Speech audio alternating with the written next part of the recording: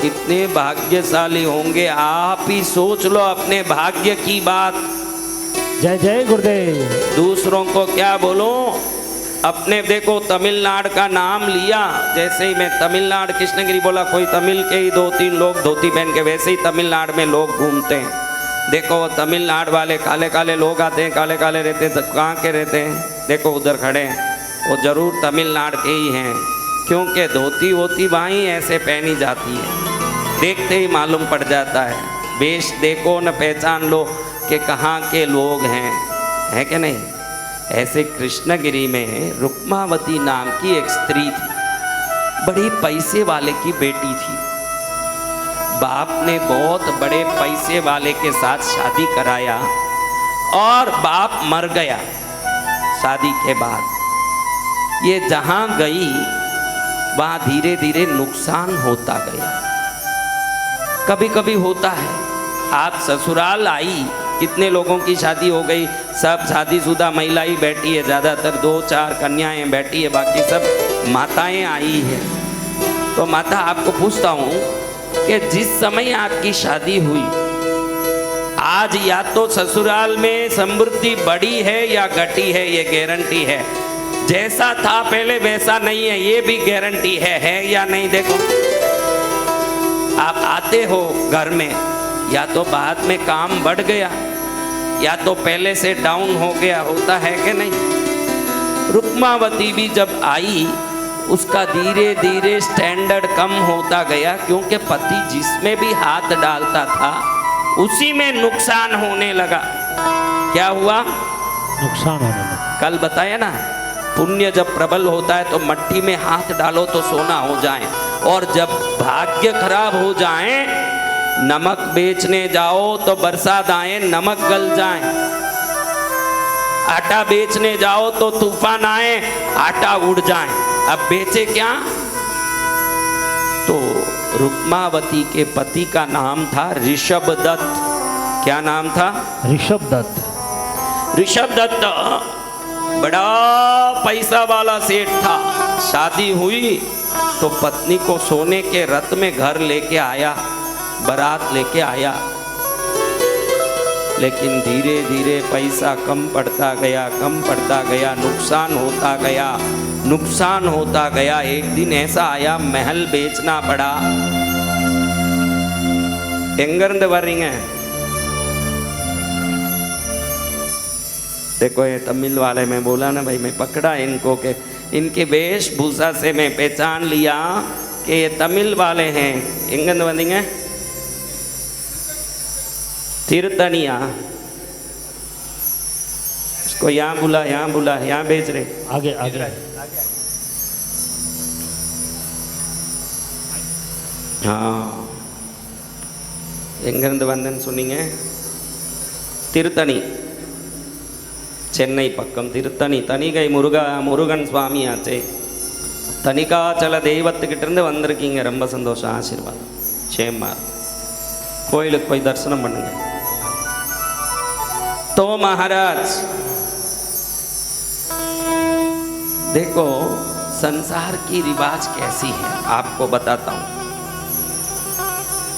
भाई का नाम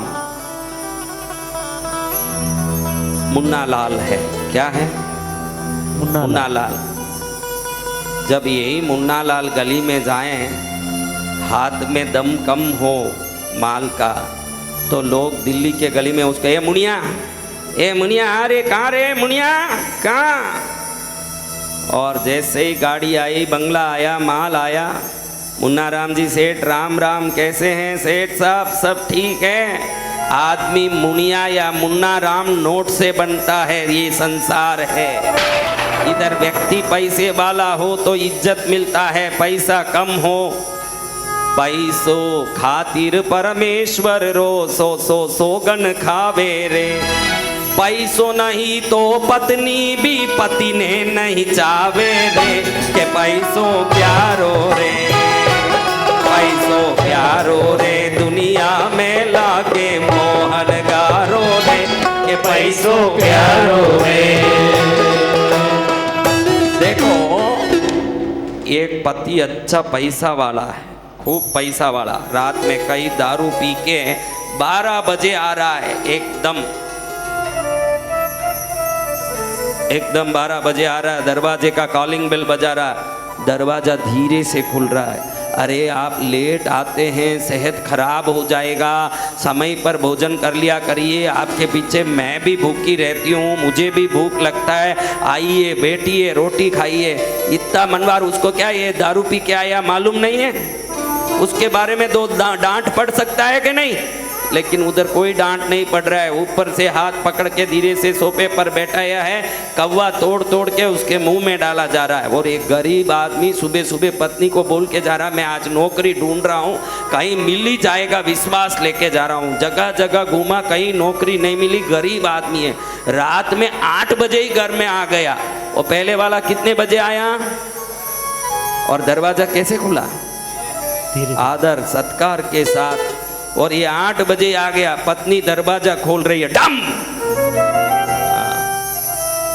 आदमी को बुद्धि नहीं है, जो जाता है ना आता है, तुम्हारे पीछे दरवाजा खोलने कोई नौकरानी रखी हुई है? अपनी चाबी लेके जाया करो, आना हो तो आओ, जाना हो तो जाओ, तुम्हारे मरने के पीछे मैं बैठी इंतजार नहीं करूंगी। ये इंसान नहीं है, इसका वो पति नहीं है। ध्यान रखना, संसार में फूल को भी उसी को लिया जाता है जिसमें सुगंध होता है, जामुन भी उसी को डाला जाता है मुंह में जिसमें मिठास होता है, व्यक्ति को भी उसी को आदर मिलता है। ये संसारी रिवाज है जिसमें धन होता है, वरना उसको भी कौन पूछने जाए। बहनों को ही देखो, जब पति अपनी इच्छा का सामान नहीं दिलाता हो तो कैसे ताने मारती है। सब बहनों को सब अनुभव है, कुछ कहने की जरूरत नहीं है। एक एक पॉइंट बहनों को खुद ही पता है कि कैसे कैसे है। अब रुक्मावती गरीब हुई, बड़े सेठ की पत्नी थी, सेठ गरीब हुआ, घर बेचना पड़ा, माल बेचना पड़ा, फटा कपड़ा पहन के झोपड़े में आना पड़ा। जगह जगह सब फटे हुए कपड़ों में कुछ न कुछ सी के फिट किए हुए हैं, बड़ी दुखी हो रही है। खाने के लिए कभी रोटी मिले नहीं मिले, पटोलिया पीना पड़ता है। यहाँ पटोलिया बोलते हो, क्या बोलते हो दिल्ली में? गेहूं के आटे में पानी डाल के नमक डाल के गरम करते हैं, उसको क्या बोलते हैं? यहाँ दिल्ली में कौन पीते हैं वो सब? यहाँ माल मिल रहा है खूब, कोई पीते नहीं होंगे, गरीबों के घर में पीते हैं। क्या बोलते हैं? सुनता इतना दूर से नहीं है, चलो जो भी है आप समझ गए। सत्तू, उसमें पानी भी डालते हैं, सत्तू में पानी डाल के पी लिया। क्या करें भाई, पैसा नहीं है। तो वो जब भी गलियों में जाता था, सेठ, पुराना सेठ हो गया, अभी तो गरीब हो गया, लोग बड़े उसको देख के अपमानित करे, देखा नालायक, पैसे घुमा दिया, उसका बाप कितना बड़ा पैसे वाला था, उसका दादा कैसे नगर सेठ था, आज ये भिखारी बन के घूम रहा है। सुन के इसके दिल में छुपता था बात। आपको भी मैं इसीलिए समृद्धि का आशीर्वाद देता हूँ। अगर दुनिया समृद्धि चाहती है, उससे ही हमको सम्मान मिलता है, तो हमारे सम्मान के लिए तो भी हमारे पास समृद्धि होना चाहिए, वरना इज्जत नहीं है महाराज। कोई संत थोड़ी है कि छाती ठोक के कहें कि पैसा लेने वाले संत के पास मत जाओ। संत हैं, उनको पैसे की जरूरत नहीं, संसार है वहाँ पैसा ही सब कुछ है। अब एक दिन पति पत्नी को बोलता है, रुक्मावती, इसी गांव में तेरा भाई रहता है। कौन रहता है? भाई। बड़ा सेठ है, नगर सेठ है, 7 मंजिला मकान है उसका, उसकी इतनी इज्जत मिलती है। वो भाई का नाम ऋषभ दत्त है। भाई का नाम क्या है? ऋषभ दत्त। वो बड़ा सेठ है और उसी गांव में मैं गरीब बन के घूमता हूँ। मुझे लोग अपमानित करते हैं, कई कोई लोग मुझे गाली देते हैं और आ रहे जा रहे ऐसे रेकारा लगा के बुलाते हैं, मुझे बड़ा अपमान होता है। मैं कहीं विदेश जाके कमा के आता हूँ, थोड़ा पैसा हमारे पास आ जाएगा तो हमारे भी इज्जत हो जाएंगे। पत्नी बोलती है, प्रभु कहीं मत जाइए, जैसा है वैसा है, मैं 2 पैसे बगैर जी लूंगी, लेकिन आपके बगैर कैसे जीऊंगी?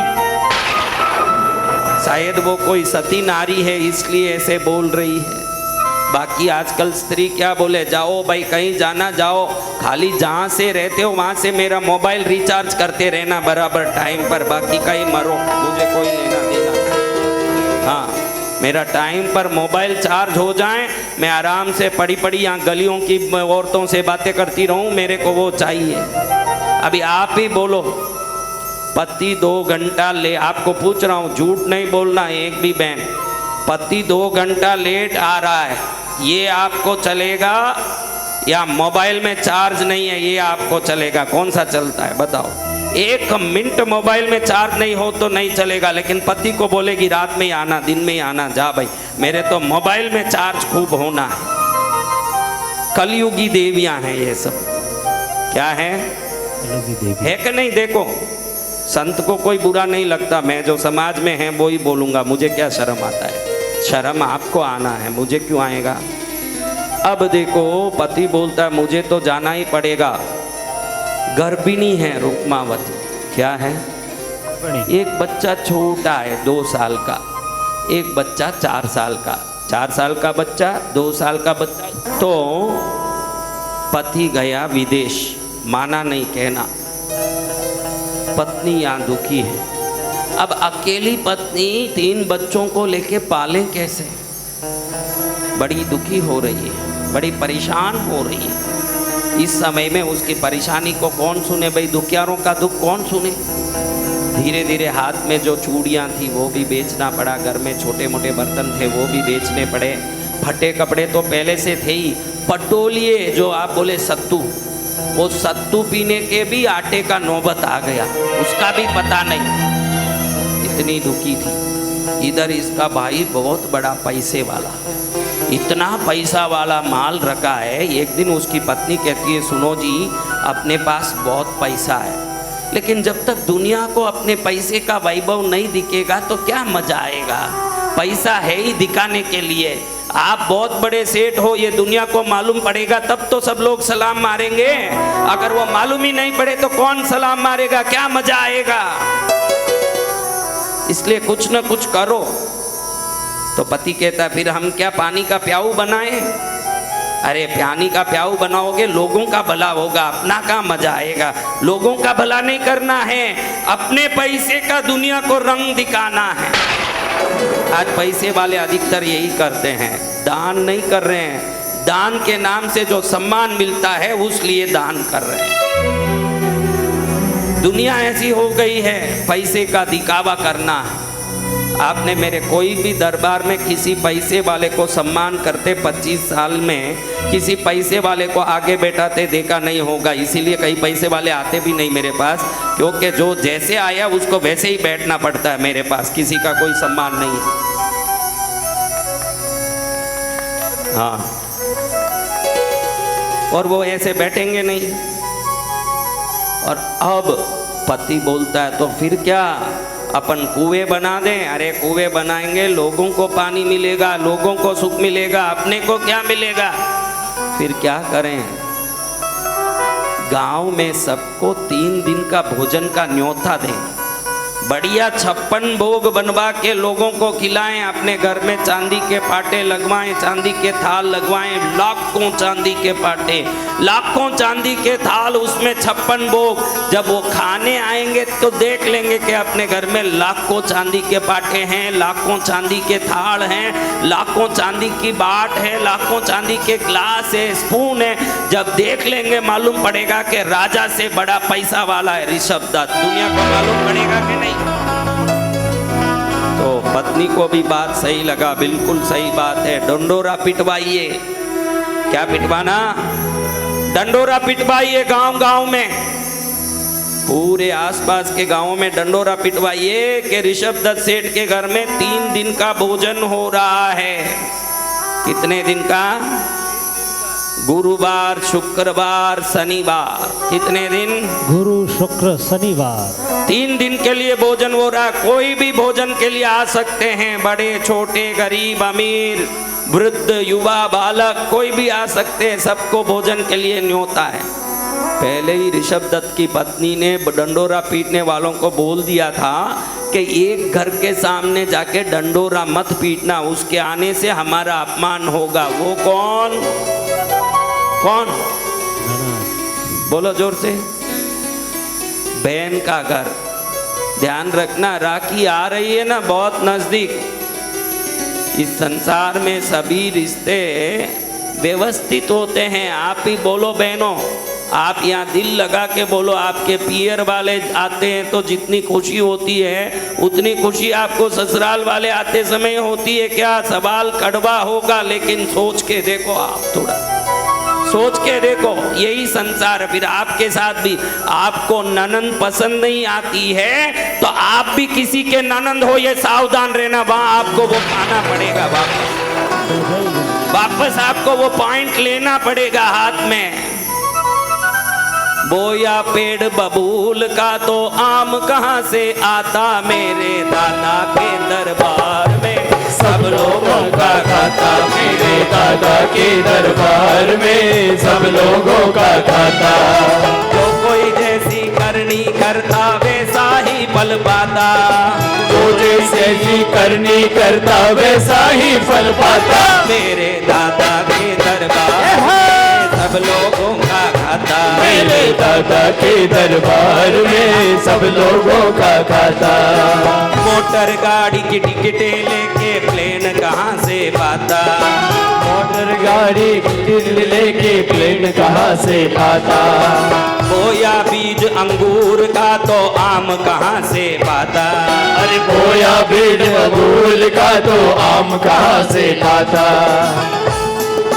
सीता जैसी पत्नी चाहता राम नहीं बन पाता, मेरे दादा के दरबार।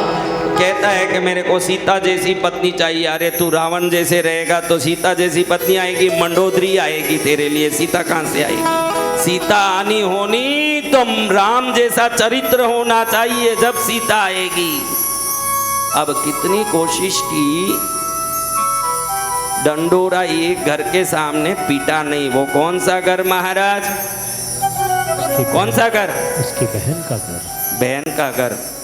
भाभी ने कह दिया था कि वो आ जाएगी, लोग कहेंगे कि देखो सग्गा भाई इतना पैसा वाला है, बहन को संभाल नहीं सका, बहन का रक्षा नहीं कर सका, हमारी इज्जत उड़ेगी। उस दलिद्र को वहीं रहने दो, दरिद्र औरत को हमारे यहाँ नहीं आना।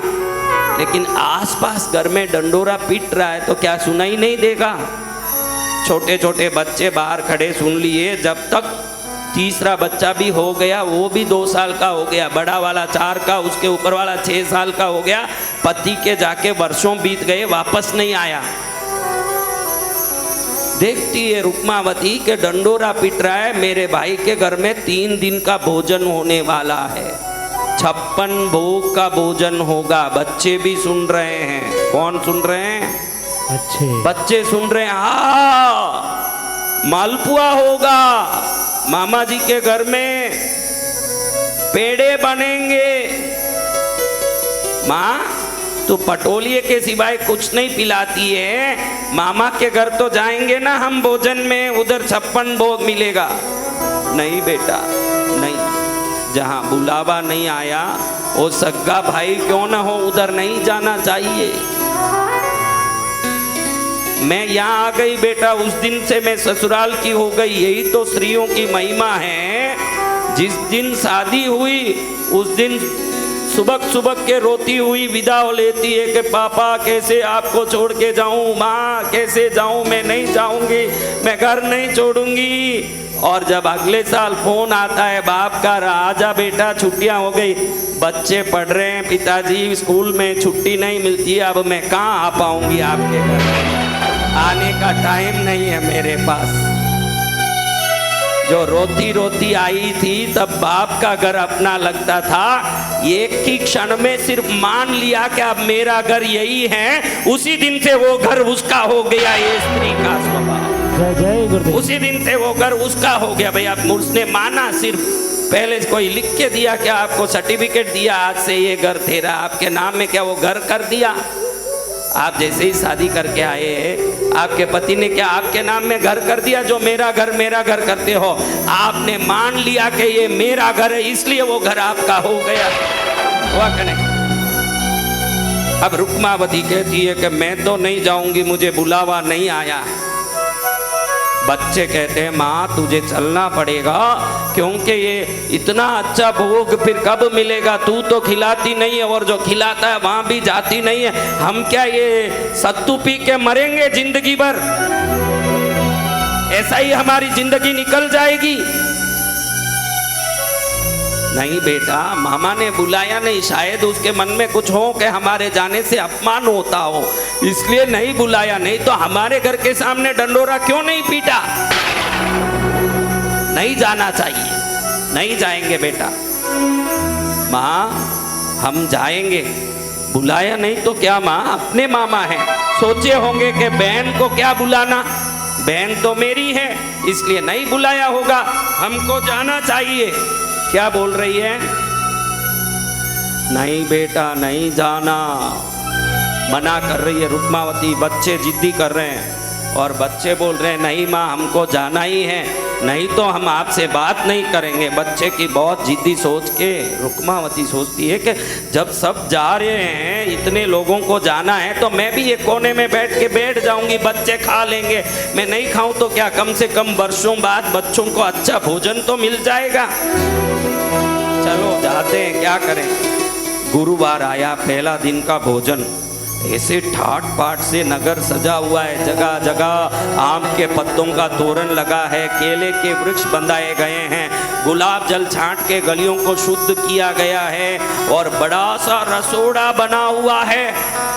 राजस्थान से फीनी बनाने वाला, घेवर बनाने वाला आया है, मालवा मध्य प्रदेश से बाटी दाल बनाने वाला आया है, बिहार से लिट्टी चोखा बनाने वाला आया है, गुजरात से थेपला खमन ढोकला हंडवा बनाने वाला आया है, तमिलनाडु से इडली डोसा बनाने वाले आए हैं, मद्दूर वड़ा बनाने वाला कर्नाटक से आया है, आंध्रा से कोंगरा चटनी बनाने वाला आया है, मलयालम से अप्पम बनाने वाला केरला से आया है। गांव गांव के स्पेशल रसोई आए हैं और सुगंध ऐसी निकल रही है कि गांव के बाहर जंगल तक रसोई की सुगंध निकल रही है। 56 भोग बना है, एक एक की थाली भरी हुई है खानों से।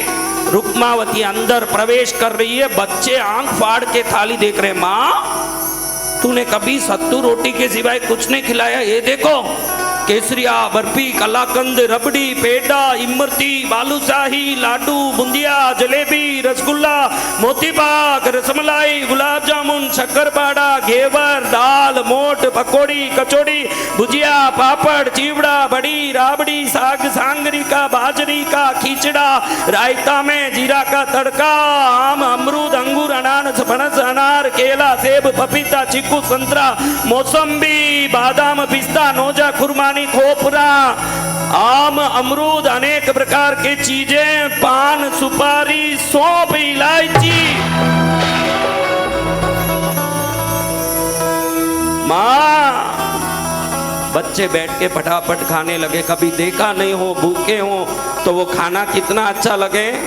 ध्यान रखना, भोजन स्वादिष्ट हो इसलिए अच्छा नहीं लगता, भूखा पेट हो तो सूखी रोटी भी अच्छी लगेगी। पेट में भूख होना चाहिए। पेट में जिस दिन भूख आ जाएगा सब चीज भाने लगेगा। बड़े उत्कृष्ट भाव से बच्चे बैठ के फटाफट खा रहे हैं। इतने में आ गया ऋषभ दत्त सेठ। कौन आ गया? ऋषभ दत्त सेठ। क्योंकि वो पूरा आयोजन ही दिखावे के लिए तो किया है। लोग मेरी कितनी तारीफ कर रहे हैं, लोग मेरे कैसे प्रशंसा कर रहे हैं, लोग मेरी कितनी महिमा गा रहे हैं, मुझे देखना चाहिए। पत्नी पीछे सिर पर बोहर बांधी है, कमर पट बांधी है, बाजूबंद बांधी, गले में गहना, पूरा शरीर गहने का स्टैंड जैसे दिख रहा है, ऐसे लटका ली पूरे शरीर में, दिखाना है। पूरे शरीर में गहना लटका के, पति आगे आगे टोपी पहन के, तिलक लगा के, 5-10 उंगलियों में अंगूठियां, हाथ में ब्रेसलेट, कड़े, कमठे सब पहना हुआ है, जरी का कुर्ता, जीबा। अब आ रहा है। अभी आप लोग कभी किसी को राम राम किए हो जीवन में? राम राम कैसे करते हो बताओ? राम राम करके बताओ। हाँ राम राम। वो सोचता है कि मैं राम राम ऐसे करूँगा तो ये खाने वाले को मेरा वैभव कैसे दिखेगा, मेरी अंगूठी कैसे दिखेगी। तो वो दिखावे के लिए जिसने आयोजन किया है वो ऐसे राम राम करता है, राम राम राम राम, आपको मेरा राम राम, कैसे अच्छा हो रहा है भोजन। अरे भाई सेठ को और थोड़ा खीर ला, अरे भाई सेठ को थोड़ा हलवा डालो, राम राम राम राम, सेठ जी हलवा लीजिए, राम राम राम राम। सीधा उसके नाक तक हम उंगली ले जाता ताकि उसके आंख में पड़ जाए हीरा कितना बड़ा है, पुखराज कितना बड़ा है, नीलम कितनी बड़ी है, मानक कितना बड़ा है, उसको मालूम पड़ जाए। सेठ जी राम राम राम राम। भाई बहू से चलते चलते आया, नजर पड़ गई किस पर पड़ गई, नजर बहन पर पड़ी। तुरंत पीछे पत्नी को देखा, लगा कि पत्नी डांटेगी। कितना भी सुरमा हो, शेर हो, वो जो गली में घूमते फिरता मैं शेर हूँ, उस शेर पर एक दुर्गा सवार होती है, वही घर की पत्नी है। हर शेर पर सवार हो, शेर पर वो बोलते फिरता गली में मैं शेर हूँ, उस पर सवार होवे वही दुर्गा है। शेर पर कौन सवार हो? दुर्गा। उसको लगे अभी मेरी पत्नी डांटेगी, क्या आपने बोला कि इसके घर के सामने डंडोरा नहीं पीटेगा, फिर ये आई कैसे यहाँ? तुरंत खुद ही गर्म हो गया, पत्नी डांटे मुझे, इससे अच्छा है कि मैं ही इसका खबर ले लूं। उसको मालूम पड़े कि मैंने नहीं बुलाया है, नहीं तो पत्नी सोचे कि भैया ने रहस्य रूप से बुला लिया होगा बहन को, भाई है गुप्त रूप से बुला लिया होगा। अरे चुड़ैल, कहाँ इधर पैर रख दिया, तब तुझे बुलाया नहीं है, शर्म नहीं आती तुझे? किसी बिन बुलाए घर में पैर रखती है बेशरम। कल अगर आ गई तो हड्डी पसली एक कर दूंगा, निकल यहां से। सुनते ही आंखों में धड़धड़ धड़धड़ आंसू आ गए।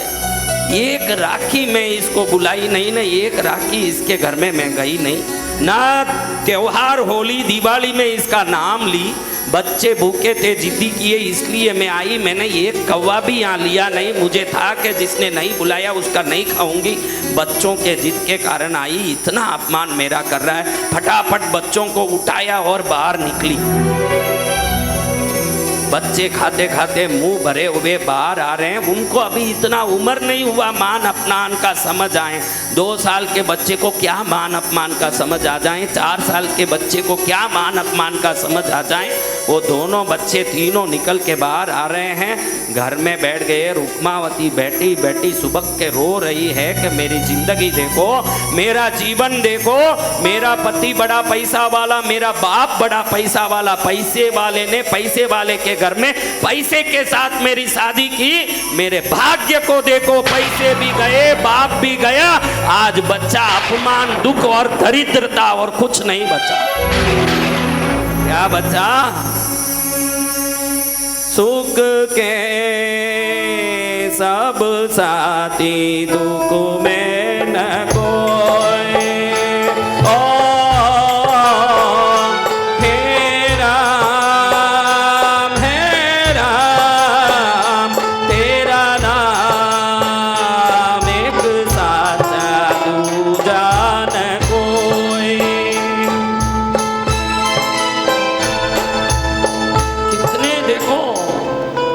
पंछी भी उसी वृक्ष में बैठते हैं जिसमें पत्ते हों। जब पत्ते गिर जाएं उस वृक्ष में कोई पंछी बैठती है? संसार समृद्धि और सुख को देख के पास आती है। गरीबों के भगवान के सिवाय कौन है? रात भर बैठ के रोते रोते रुक्मावती के आंख बड़े फूल गए, रो रो के आंख लाल हो गए। बच्चे फूले नहीं जमा रहे। वाह भैया, कैसा गुलाब जामुन पहली बार खाया, अंदर रस कितना बढ़िया। अंदर एक पिस्ता भी रखा हुआ था, केसर भी डाला हुआ था। अपनी माँ ने कभी केसर दिखाया आंख में, कभी पिस्ता दिखाया? आपने काजू की कतली खाई भैया? काजू की कतली पर चांदी का वर्क लगा था, कितना अच्छा ऊपर केसर छांटा था। बड़ा मजा आया। मैं वो कतली खाया, पहली बार खाया, मन को तृप्ति मिल गई। भैया भैया, ये जो वैकुंठ वैकुंठ बोलते हैं ना, ये कतली वैकुंठ होगी ना, उसको खाते ही कितना आनंद आया। यही वैकुंठ है, यही सब है, कैलाश पर्वत यही है अपना। कितना अच्छा लगा। अरे भाई, खीर पिया, खीर में देखा कैसे बादाम के टुकड़े डाले थे, खाते समय कैसे लगा, बहुत आनंद आया। आज भी जाएंगे भैया, आज भी अरे गुपचुप बैठ, माँ मना करेगी। मामा जी ने कैसे डांटा, देखा ना मामा जी कितने डांट रहे थे, जोर जोर से चिल्ला रहे थे। आज माँ बोलेगी कि जाना ही नहीं, इज्जत मेरा टूट गया, बैठ के रो रही है, देखो उधर जोर जोर से आवाज आ रहा है। अरे माँ है, मैं जानता हूँ रोती होगी, उसको कैसे लाइन में लाना मुझे पता है। हम तीनों मिलके बोलेंगे मम्मी आज मामा के घर नहीं चलेगी तो हम कुएं में कूद के मर जाएंगे। अपने प्राण के लिए उसको आना ही पड़ेगा। मैं माँ को जानता हूँ, 1000 अपमान सह लेकिन हमारी जिंदगी वो नहीं घुमा सकती है, इसलिए वो आएगी। सुबह हुआ, भोर का वेला हुआ, सभी बच्चे माँ के पास गए। माँ चलो मामा के घर जाएं। मामा? कौन सा मामा? अब नहीं जाना बेटा, कल देखा ना मामे ने कितने अपमान किया, अब नहीं जाना। माँ क्या नहीं जाना नहीं जाना कर रही हो? पहली बार मैं 6 वर्ष का होके कल खीर पिया हूँ, कल काजू की खतली खाई, कल मैंने मालपुए खाए जिंदगी में, और 2 दिन ऐसे हैं। मान अपमान क्या होता है माँ, ये जीभ तरस गई अच्छे खाने को, चलो। नहीं बेटा, किसी भी हालत में हम नहीं जाएंगे, किसी भी हालत में मैं नहीं ले जाऊंगी। माँ आप नहीं जाओगी हमारे साथ तो जिस कुएं में आप पानी भरने जाते हो उस कुएं में हम तीनों कूद के मर जाएंगे। क्या बोलते हो बेटा? मैं जो देती हूँ सत्तू का आटा पानी में, उसको पी लिया करो। कौन पिएगा उसको? अरे पड़ोसी घर में जाके देखो, गाय को भी उनके घर में इससे अच्छी खली भूसा खिलाते हैं, उससे बदतर खाना तुम हमको खिलाती हो। उसको कितने दिन तक हम खाएं? हम तो मामा के यहाँ जाएंगे या मरेंगे। चल भैया तीनों चलते हैं, कुएं में गिर के मरते हैं। अरे कुएं में गिर के मरोगे? बच्चों के लिए भाई, आपके सामने बच्चे जिद्दी करें या तो इधर चलो या हम कुएं में गिर के मर जाएंगे, आप क्या करोगे बहनों? बोलो, मरने दोगी बच्चों को? नहीं गुरुदेव, कोई हाँ? हर माँ का दिल कहता है कि मैं हर अपमान सहन कर सकती हूँ लेकिन मेरे बच्चों का दुख नहीं देख सकती हूँ, यही माँ का दिल। बच्चों के लिए ही तो माँ है, जितना मेहनत कर रही है, जितना परिश्रम कर रही है, जो भी कर रही है, एक ही तो मन कहता है।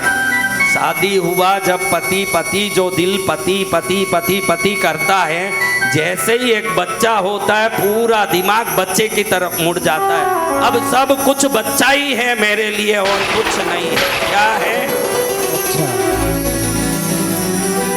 अब ऐसे बच्चे के प्रति प्रेम करने वाली रुक्मावती सोची कि अपमान हो तो हो, परिणाम कुछ हो तो हो। कल उसने कहा रीढ़ की हड्डी तोड़ूंगा, तोड़ेगा तो हड्डी तोड़ेगा, मेरे बच्चों को तो 2 रोटी मिल जाएगी। 6 वर्षों से मेरे बच्चों ने सत्तू के आटे के सिवाय कुछ नहीं खाया है, उन बच्चों को 2 रोटी मिल जाती है तो उससे अच्छा है कि उनको रोटी मिल जाए, मेरा तो सिर्फ अपमान होगा। और तो क्या होगा?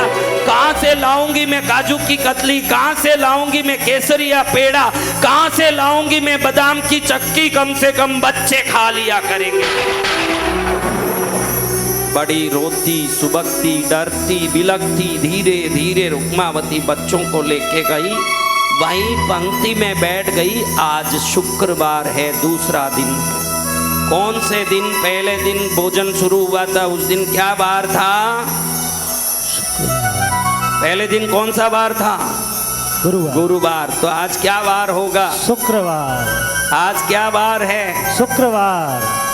तो शुक्रवार के दिन वहां गई और बैठी है भोजन करने। पहले की तरह ही वापस ऋषभदत्त सबको अपना दिखावा करने के लिए आ गया है। कैसे दिखावा करता है बताओ? कैसे दिखावा करता है ऋषभदत्त? अब गली में जाके कोई ऐसे राम राम मत कर लेना, लोग बोलेंगे कि महाराज जी आए हैं सबको उल्टा राम राम सिखा दिए हैं। वो तो ऋषभदत्त कर रहा है, आपको तो सीधा राम राम करना है। ऋषभदत्त क्या कर रहा है? राम राम राम राम। कैसे हो साहब? राम राम। भोजन बढ़िया है? अरे सेठ की रोटी में घी कम दिख रही है, ये कटोरी घी ला के डालो रे।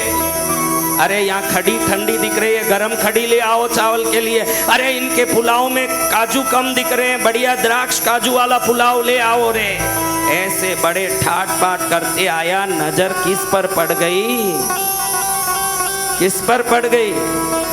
बहन को देखा, इसको आंख लाल हो गई। सोचे कि नालायक वापस आज आ गई, यानी मेरा अपमान करने के लिए आ रही है।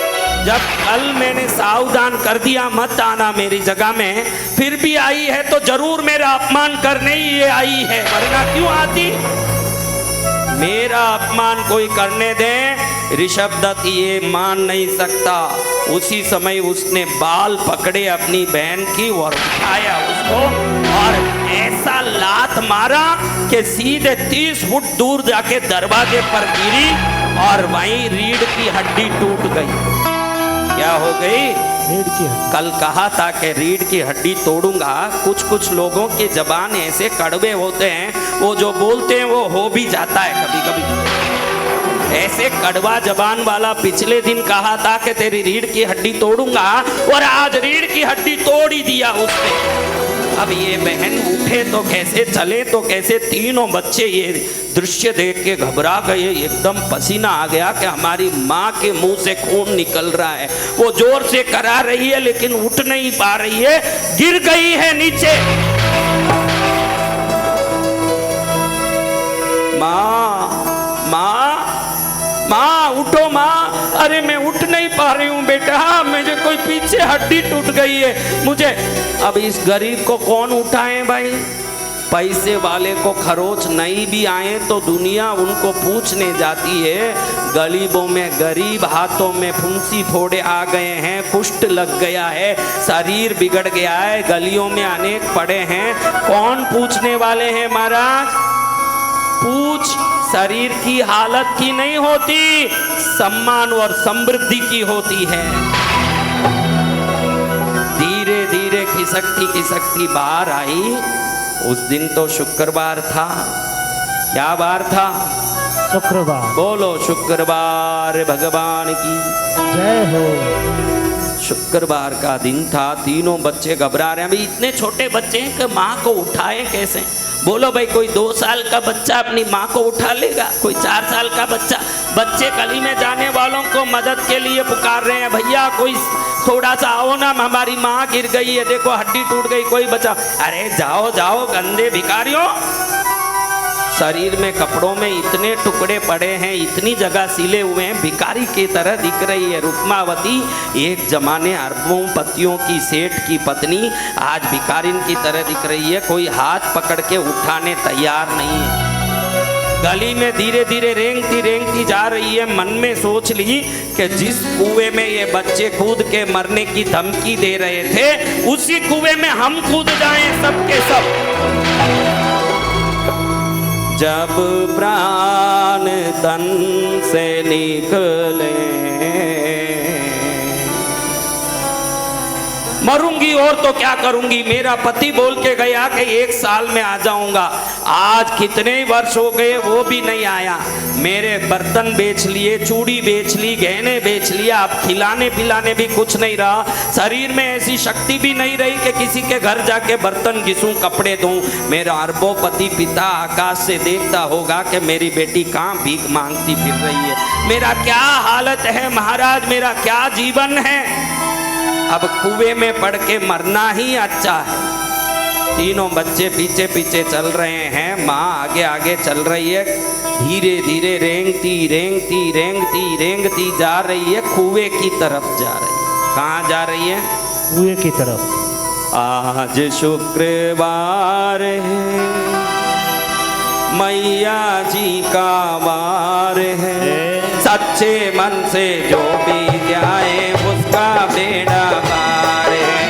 आज शुक्रवार है, मैया जी का वार है। सच्चे मन से जो भी जाए उसका बेड़ा पार है। आज शुक्रवार है। ये रेंगती जा रही है। 5-6 महिलाएं हाथ में पूजा थाली लेके, पूजा थाली में चंदन, कुमकुम, अक्षत, पुष्प, धूप, दीप नैवेद्य लेके कहीं जा रही है, जाती जाती उनका नजर रुक्मावती पर पड़ गया।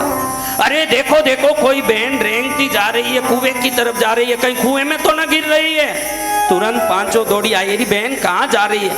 छोड़ दो मुझे, अब मैं कुएं में गिरूंगी है, बच्चों को भी कुएं में ढकेल देना आप लोग, हम चारों मर जाएंगे, अब जी के कोई मतलब नहीं निकला।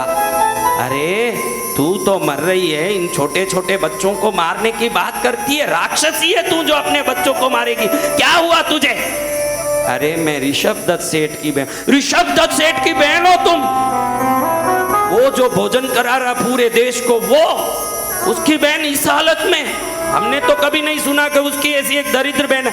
मैं हूँ, मेरे बाप ने शादी करके दिया, पति बिल्कुल नुकसान के कारण गरीब हो गया, विदेश गया कमाने, वापस नहीं आया।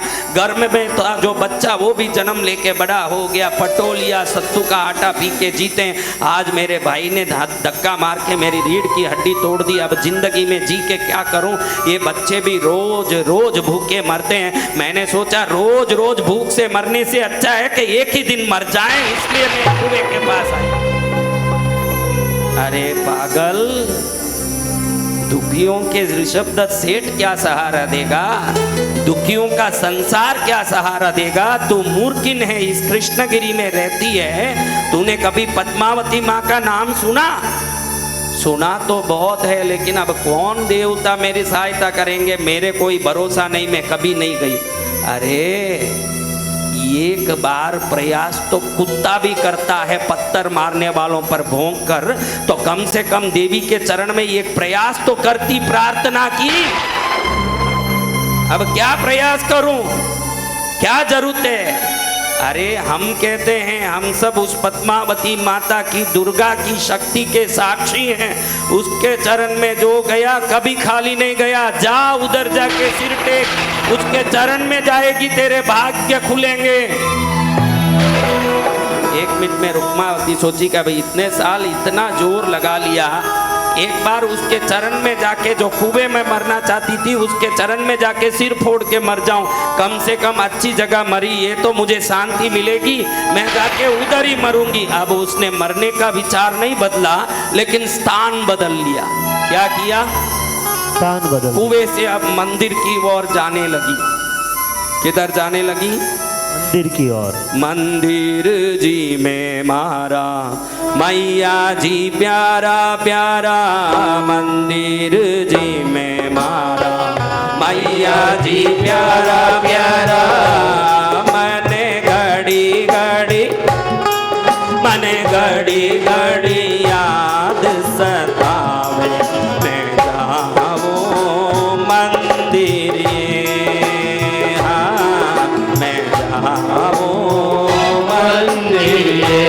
मने मैया जी प्यारा घड़ा लागे, मैं जाऊं मंदिर। धीरे धीरे रेंगती रेंगती मंदिर की तरफ जा रही है। देखे तो बड़ा सा शिखर, बड़ा सा ध्वजा फरक रहा है। लोग तांते लगा के दर्शन के लिए जा रहे हैं। अच्छा माँ, तेरा इतना बड़ा मंदिर है, मैंने तो कभी नहीं देखा। रोती रोती बच्चे रोते रोते आगे जा रही है, कह रही है कि आज तेरे सीढ़ी पर सिर पटक के मरूंगी माँ, तभी तो मेरा भी मौत उत्सव बनेगा। रोती रोती छुट्टी करती जा रही है। देखे तो सामने एकदम माँ का दर्शन हो रहा है। सिर पर 3 पना नाग धारण करने वाली, राम के हाथ के सारंग पाणी धनुष नाम के धनुष की तरह बोहों वाली, चंचल मछलियों की जैसी आंख वाली, उस मछलियों के जैसे आंख में काली द्राक्ष की तरह आंखों की पूतले वाली, अनेक प्रकार के औषधियों से बने हुए काजल को आंख में लगाने वाली, बाजूबंद धारण करने वाली, लाल चुनरिया धारण करने वाली, मांग सिंदूर भरने वाली, लाल गुलाब की पंखुड़ियों की तरह होठों वाली, मोतियों की तरह दंत पंक्ति वाली, शंख जैसे कंठ वाली, डमरू जैसी कमर वाली, केले की वृक्ष की तरह पैरों वाली, कच्छुबे की उंगलियों की तरह पैरों की नखों वाली, देव धरणेन्द्र द्वारा पहनाए गए मंगल सूत्र को गले में धारण करने वाली, एक अट्टहास से दुष्टों को भगाने वाली, एक मुस्कान से भक्तों को तारने वाली, एक दृष्टि जिसकी पड़ जाए तो क्षण में दुर्भाग्य सौभाग्य में बदल जाता हो, ऐसे दिव्य रूप वाली, बादल जैसे बालों वाली, रत्न मुकुट धारण करने वाली, कान में लोलायमान कुंडल धारण करने वाली, नाक में पहने हुए हीरे की नतनी से पूरे 7000 योजन तक उजाला फेंकने वाली, अपने एक वरद मुद्रा से देव दानव राक्षस इंद्र चंद्र मुनि ऋषि मनुष्य असुर गरुड़ राक्षस यक्ष महोरग गंधर्व आदि समस्त देवताओं पर कृपा करने वाली, अपने चरण की लालिमा में गिरने वालों को लाल करने वाली, माई का लाल करने वाली, अपने दिव्य मुस्कान से तीनों लोगों की दरिद्रता को समाप्त करने वाली, अपनी हाथों की रेखा का जिसको दर्शन करा दे उसकी भाग्य रेखा बदलाने वाली, अपने मुस्कान से तीनों लोगों का मंगल करने वाली, जिसको देख करके दुनिया में रति रंबा उर्वशी मेनका तिलोत्तमादि अप्सराएं ईर्ष्या करते हो, ऐसे 33 करोड़ देव वर्गों में अति सुंदर रूप वाली, क्षण में सर्व कार्यों को सिद्ध करने वाली, साधकों को अनिमा महिमा लगिमा गरिमा ईशित्व वसित्व प्राप्ति प्राकाम्यादि अष्ट सिद्धि देने वाली, दरिद्रों को धन देने वाली, निपुत्रों को पुत्र देने वाली, दुखियों को सुख देने वाली, बेघरों को बंगला देने वाली, हर प्रकार का सुख देने वाली, एक हाथ में पाश धारण करने वाली, दूसरे हाथ में अंकुश धारण करने वाली, तीसरे हाथ में फल धारण करके आने वाले हर एक को मनवांछित फल देने वाली, अपने दिव्य श्रृंगार का रूप से पूरी दुनिया पर कृपा बरसाने वाली, नारद भृंगी तुम्बुरु आदि देवता सदा जिसके दरबार में खड़ा होके बीना बजा के स्तुति करते हो, ऐसे देवताओं से स्तुति प्राप्त करने वाली, एक उसकी आंख की दृष्टि पड़ जाए तो बंजर भूमि में भी फसल उग जाए, ऐसे दिव्य कला वाली, दिव्य रूप धारण करने वाली जगदम्बिका कृष्णगिरी वाली माँ पद्मावती को बैठे देखें। पद्मावती माँ का इस रूप को देखते ही रुक्मावती सोचती है मरने के लिए भी अच्छी जगह आई हूँ। 10-10 दीपक जल रहे हैं माँ के घर में, अखंड दीपक, और सौभाग्यवती भवानी के हम मंद मुस्कान के साथ बैठी है।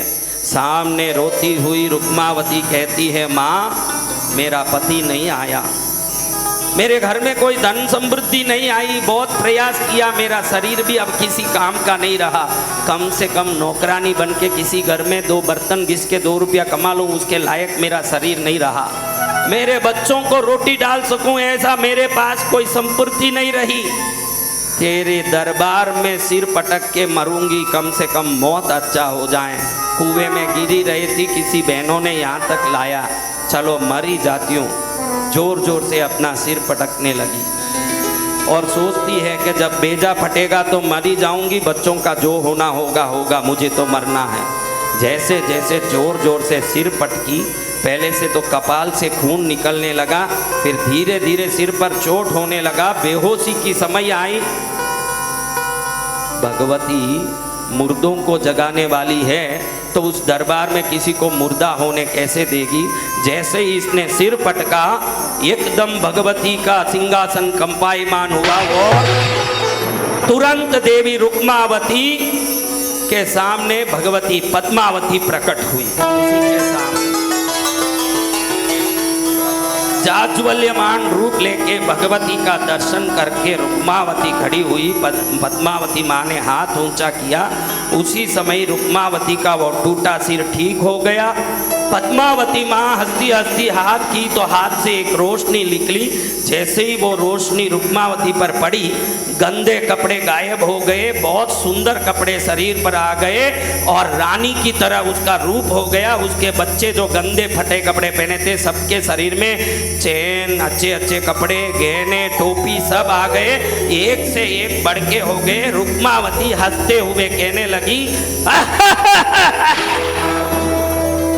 अरे मूर्खिन, इसी गांव में रहती है, कभी मेरा दर्शन किया, अब सिर फोड़ के मर के मेरा अपमान करने आई।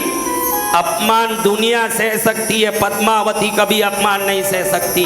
तेरे जैसे मूर्खिन जो एक बार भी मेरे दर पर नहीं आई, उस पर भी पद्मावती कितनी कृपा कर सकती है दिखाने के लिए आज मुझे तुझे जीवन दान देना पड़ा है। आज मैंने तुझे जीवन दान दिया, जा, और तुझे आज इतना धनवान बना दिया है। जिस जगह तेरा झोपड़ा था, अब मैंने उस जगह पर 70,000 कमरों वाला एक बंगला खड़ा कर दिया है। जिस बंगले में 70,000 कमरे हैं। कितने कमरे?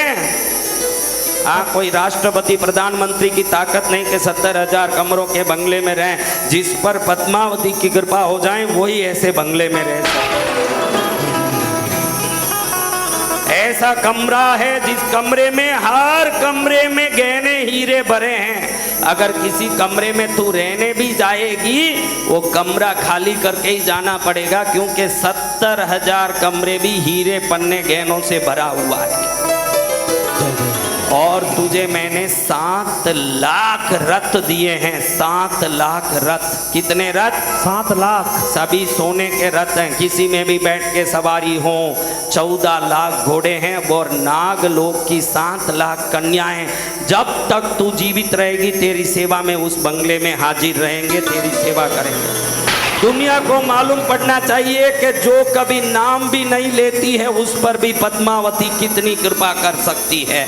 दुनिया को ये समझ पड़ना चाहिए, मैं कृष्णगिरी वाली पद्मावती सदा याद करने वालों पर मंगल करने वाली हूँ। और जो मुझे ध्यान करते हैं क्षण में रंग भी राजा बन जाएगा, ये मेरा आशीर्वाद है। देवी वरदान देके अदृश्य हो गई। रुक्मावती देख रही है कि हाथ में चूड़ियां आ गई सोने के, बाजूबंद आ गए, गहने आ गए। जो भिखारी की तरह थी, अगर कुएं में गिरती तो क्या मिलता? मौत मिलता। ध्यान रखना, आप किस जगह जा रहे हो ये सावधानी से जाना। भटक के भी मंदिर पहुंच गए पुण्य ही मिलेगा, ध्यान रखना। जय जय गुरुदेव। जब भटक के भी पहुंचोगे वहां तुमको पुण्य ही मिलेगा। माँ कहती है कि जा, तेरा कल्याण हुआ। दृश्य हो गई। रुक्मावती मंदिर में स्तुति करके जब बाहर निकल रही है, बच्चे भी गहने कपड़े आहा सेठ की तरह तैयार हैं। कैसे हैं बच्चे? कैसे थे पहले? कैसे थे पहले? कैसे थे? भिखारी। अब कैसे हैं? सेठ की तरह, राजा की। सेठ बनना चाहते हो? जी भगवान। कौन कौन सेठ बनना चाहते हैं? हम सभी बनना चाहते हैं। भक्ति में लगे रहो। बाहर से सेठ जब भगवान चाहेंगे बना ही देंगे, लेकिन जिस दिन भक्ति शुरू करोगे अंदर से तो उसी दिन से सेठ महसूस करने लगोगे भक्ति का शक्ति। अंदर से उसी दिन भक्ति में शक्ति आ जाएगी कि मैं सेठ हूँ, मेरे साथ भगवान है। भगवान अगर सेठ है तो उनका बच्चा क्या भिखारी हो सकता है? नहीं। गलियों के लोग भिखारी हो सकते हैं, जो भगवान को मानते हैं भगवान के बच्चे हैं, सेठ ही रहेंगे। जय जय गुरुदेव। क्या रहेंगे? सेठ रहेंगे। इसलिए अब रुक्मावती घर में जाती है। जिस जगह झोपड़ा था वो क्या हो गया है हमारा? कितने कमरे का बंगला? 70,000। 70,000। कितना? 70,000। 70,000। किसी के पगार भी नहीं होते भाई, इतने कमरे हैं उसके घर। जी भगवान। और अंदर घुस नहीं पा रही है, क्यों? बहने जान गई क्यों। अंदर गहने रत्न हीरे पन्ने भरे हैं। साथ में 7 लाख नौकरानियां नागलोक की देवियां सेवा में आई है। वो उनको ऑर्डर दे रही है, क्या मुंह देख रही हो, रास्ता करो, मुझे अंदर जाना है। अब वो जो हीरे पन्ने गहने हैं खाली नहीं करें तो कैसे अंदर जाएं? अब उसको बाहर गलियों में फेंका जा रहा है। अभी पूरे कमरे भरे, अंदर कहाँ रखें?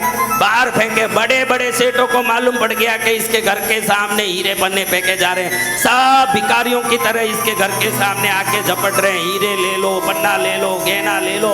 ये ठाट बाट से अंदर गई। 55,555 नंबर का कमरा। कौन सा कमरा?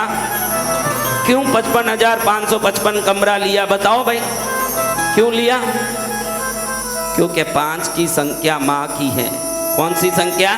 5 की संख्या। बताया ना मैंने, माँ की संख्या 5 है, पहले बताया ना कथा में। जो भी काम करो 5 प्रदक्षिणा करो, 5 नैवेद्य चढ़ाओ, 5 फल चढ़ाओ। पार्वती माँ शिव शंकर की पत्नी जितने रूप धारण की, सब में 5 की संख्या का महिमा है।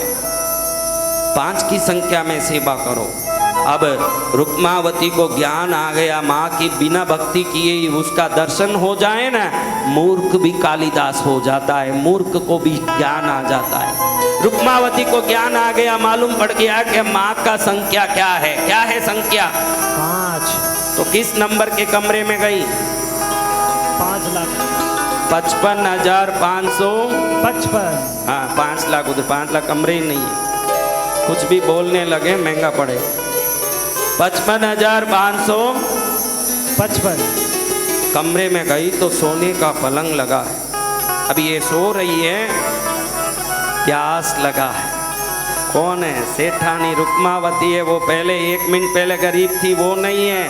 जैसे ही स्थिति बदलती है, व्यक्ति के रूप बदलते हैं।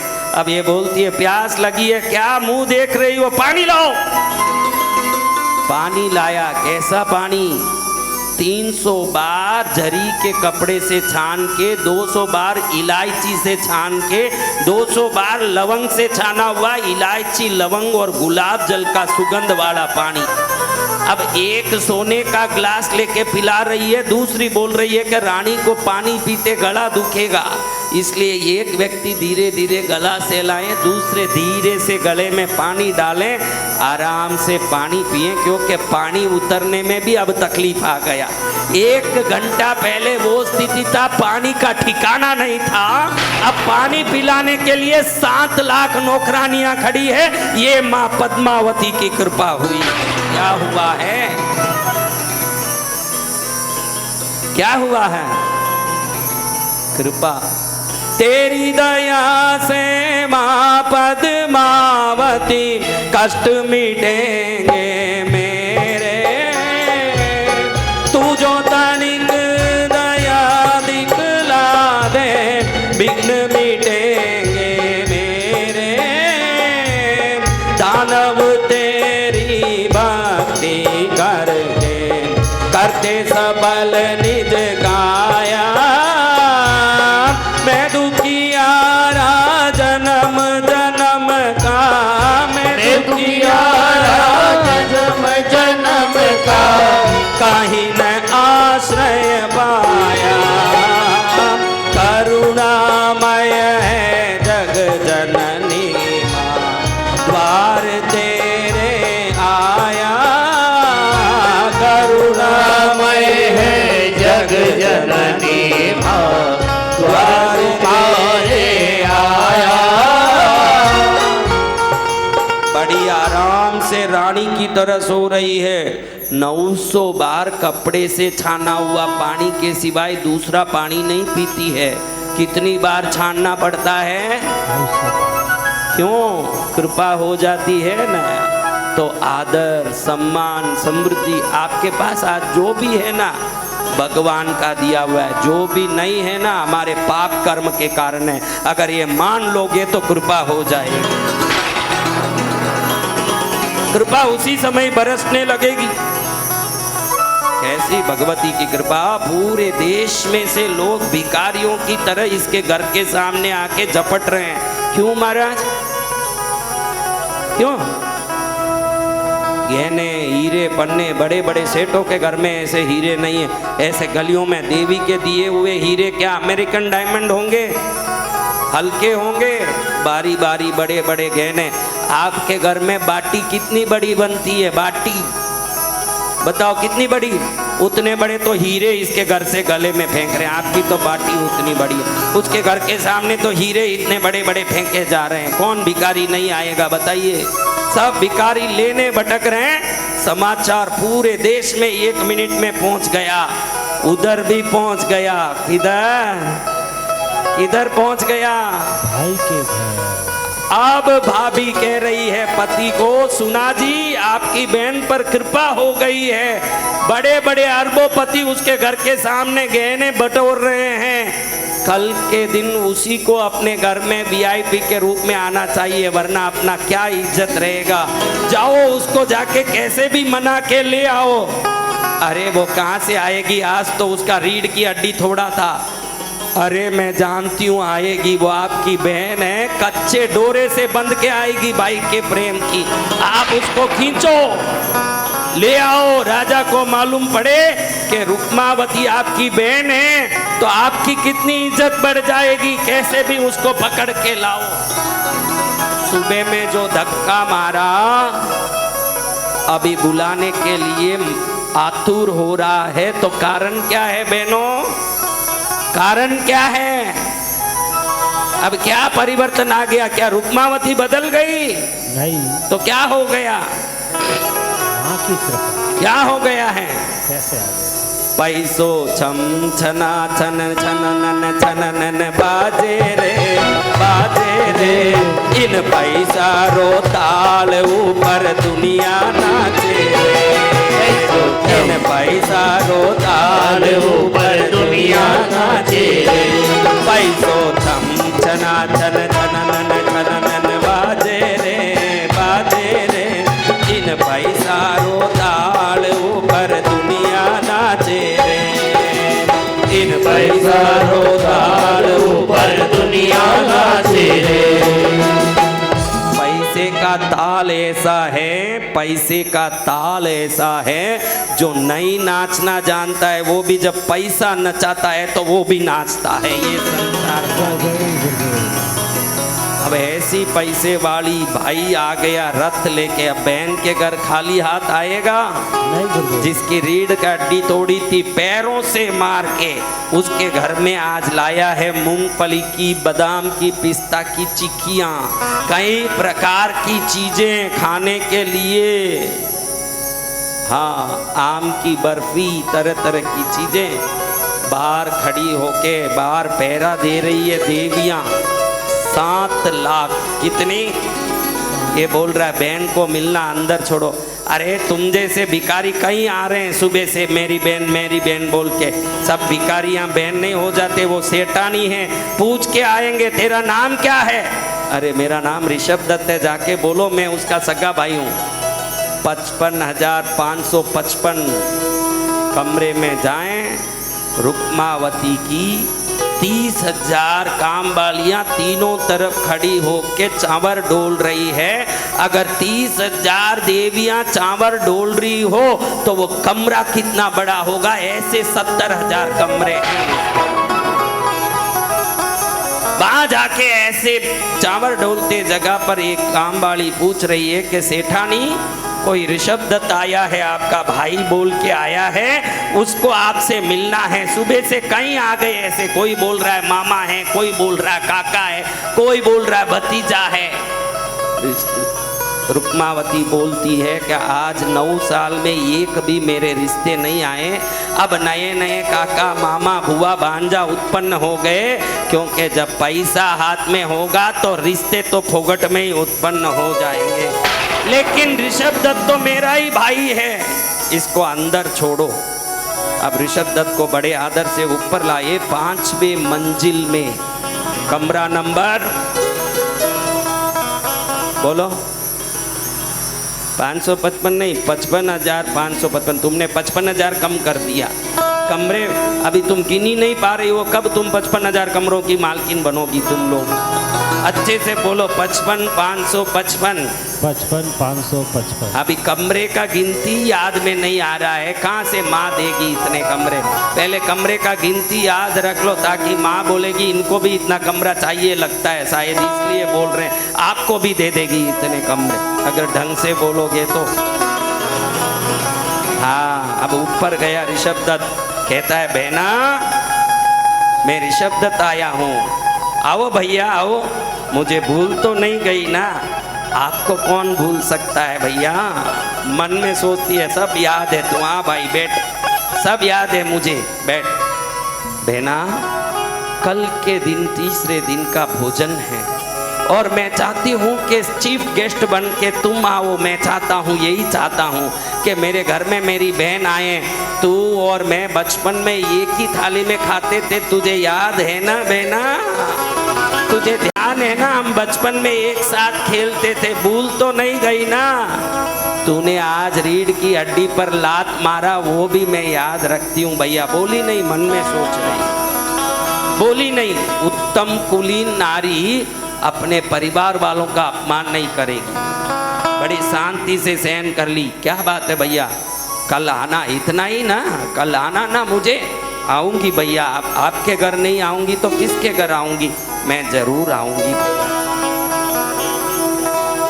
अगले दिन शनिवार हुआ, ठाट पाट से आज का भोजन है, सबके लिए चांदी के थाल पाट लगे हैं, लेकिन रुक्मावती के बैठने के लिए सोने का पाट लगा है, सोने का थाल लगा है। जिसके घर के बाहर हीरे पन्ने फेंके जा रहे हो, उसका क्या हल्का स्वागत होगा? उसके स्वागत कैसी होनी चाहिए? बड़ी भारी स्वागत।